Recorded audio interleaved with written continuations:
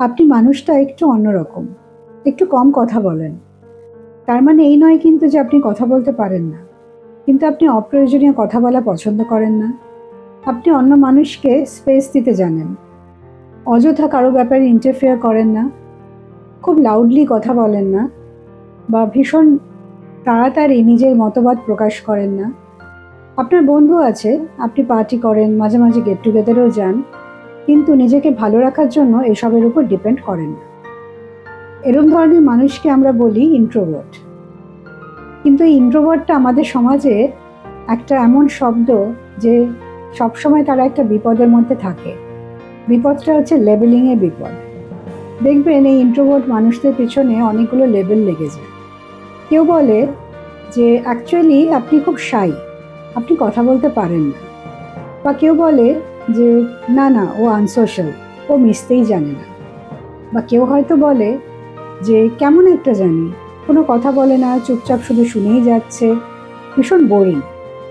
এবং এগুলো যখন ক্রমাগত তীরের মতন আমাদের কাছে আসতে থাকে, তখন কিন্তু আমরা কোথাও একটা বিশ্বাস করতে শুরু করি যে আমরা কি ভুল, আমাদের সবাই কেন এরকম বলছে, তাহলে আমরা কি সত্যি মিশতে পারছি না।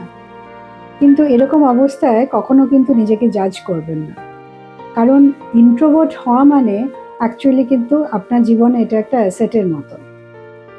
আপনি নিজের সাথে নিজের সময় কাটাতে পারেন, কজন পারে সেটা? আপনার ইন্ট্রোস্পেকশন ভীষণ সুন্দর। আপনার যখন জীবনে কোনো প্রবলেম আসে, তখন নিজেকে রিচার্জ করার জন্য কিন্তু কোনো কিছু মানুষের বা কোনো কিছু জিনিসের আপনার দরকার পড়ে না। আর রিচার্জটা আপনার খুব সুন্দরভাবে হয়, কারণ আপনি অনেক পার্সোনালিটি মানুষের সাথে একসাথে থেকে রিচার্জ করেন না, আপনি শুধু আপনার একা ব্যক্তিত্বের সাথেই থাকেন। এবং সেই জন্য আপনার প্রত্যেকটি ভুল এবং প্রত্যেকটি ঠিক আপনি খুব সঠিকভাবে নির্ধারণ করতে পারেন। এছাড়া আপনার মধ্যে কিন্তু একটা রহস্যও থাকে। যখন এক্সট্রোভার্টরা প্রচুর কথা বলে, সেই সময় তাদের কথা শুনতে শুনতে যখন আমরা খুব বোর হয়ে যাই, যখন ইন্ট্রোভার্টরা কথা বলতে শুরু করে তখন মনে হয় তার কথা শুনি। তাই তার কথার মধ্যে একটা অদ্ভুত রহস্য বা মিস্ট্রিও থাকে, এবং তার কথার ইম্পর্টেন্সও আমরা দিই। আপনি কিন্তু জানেন আপনি কি, কারণ আপনি যেহেতু নিজের সাথেই বেশি সময় কাটান, সুতরাং আপনার প্রত্যেকটি লুপ হোলস, প্রত্যেকটি নেগেটিভ এবং পজিটিভ পয়েন্ট আপনার থেকে কিন্তু বেশি কেউ জানে না। এটা কিন্তু আপনার জীবনে একটা বিরাট বড় অ্যাডভান্টেজ। কারণ যখন আমরা অনেক মানুষের সাথে থাকি, তখন অনেক মানুষের মতামত আমাদের উপর এসে পড়তে থাকে। তাই কখনো কখনো হয়তো নিজেকেই বোঝা হয়ে ওঠে না যে আমি অ্যাকচুয়ালি কী। এই এতগুলো কথা এই জন্যই বললাম যে লেবেলিংটা তো হঠাৎ করে অ্যাডাল্ট হয়ে শুরু হয় না। লেবেলিংটা শুরু হয় আমরা যখন খুব ছোট থাকি। হতেই পারে যে আমি যা যা ক্যারেক্টারিস্টিক্স বললাম, সেগুলো হয়তো আপনার সন্তানের মধ্যে আছে। ও হয়তো একটু অন্যরকম। কোনো বন্ধুর বাড়িতে যখন ওকে নিয়ে গেলেন, দেখলেন সমবয়সী ওর অনেক বাচ্চা আছে, কিন্তু ও হয়তো একটা বই নিয়ে বসে পড়তে ভালোবাসছে। সাথে সাথে তাকে কিন্তু লেবেল করে দেবেন না যে ও আনসোশ্যাল, ও মিশতে পারে না।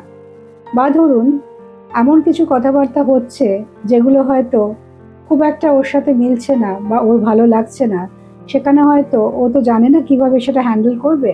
ও নিজেকে সরিয়ে নিয়ে নিজের সাথে খুব সুন্দর সময় কাটাচ্ছে। সেখানে কিন্তু তাকে বলবেন না যে ও ভীষণ শাই, তাই জন্য কথা বলতে পারছে না। কারণ এই লেবেলিংটা এমন একটা জিনিস যে করতে করতে একটা মানুষ বিশ্বাস করতে শুরু করে যে আমি ওই লেভেলটা। এবং আমরা অনেক সময় মানুষকে বলতে থাকি যে তুমি নর্মালি মানুষের সাথে মিশছো না। যদিও নর্মাল অ্যাবনর্মাল বলে কিন্তু সমাজে কিছু নেই, সেটা আমরাই সৃষ্টি করি এবং আমরাই ভাঙি।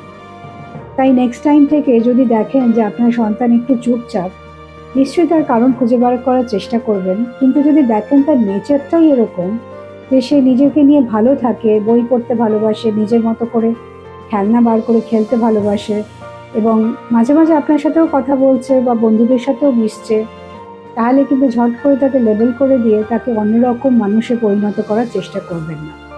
সাধারণত যেটা হয়, মা বাবাদের মধ্যে আমরা কেউ যদি একজন এক্সট্রোভার্ট হই এবং একটু লাউড হই, তো অটোমেটিক্যালি বা ন্যাচারালি আমরা চাই যে আমাদের বাচ্চাটাও যেন সেরকম হয়, এবং সবার মাঝখানে গেট টুগেদারে বা কোনো পার্টিতে আমার বাচ্চাটাই যেন একদম মেন মানুষ হয়ে ওঠে যাকে সবাই দেখবে, কিন্তু তার মানেই কিন্তু সাকসেস নয়।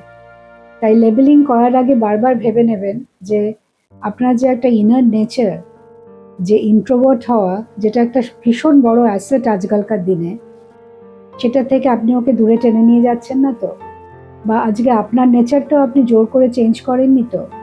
এই প্রশ্নগুলোর উত্তর যদি আমাদের কাছে থাকে, তাহলে কিন্তু আপনার বাচ্চা ইন্ট্রোভার্ট হোক, এক্সট্রোভার্ট হোক, আপনি কিন্তু খুব সুন্দরভাবে তাকে মানুষ করতে পারবেন।